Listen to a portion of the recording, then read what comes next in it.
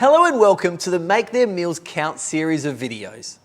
Make Their Meals Count is an initiative by the Central Coast Local Health District's Health Promotion Service. It's aimed at helping parents and carers to feed their children using healthy foods throughout the day.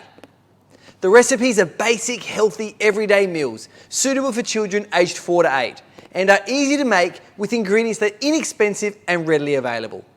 The meals and snacks you'll see prepared in these videos are from the Make Their Meals Count daily eating plans, which provide the recommended serves of food groups to meet the nutrient requirements of a 4 to 8-year-old child based on the Australian Guide to Healthy Eating. When you're preparing these meals at home, remember, it's good to involve children in the cooking process, whether that's washing the veggies, chopping where age appropriate, or setting the table. And try to eat meals together as a family at the table when possible, and not in front of the TV or other screens. As well as these videos, you can download more recipes over at the Central Coast Health Promotion website at healthpromotion.com.au. Happy cooking!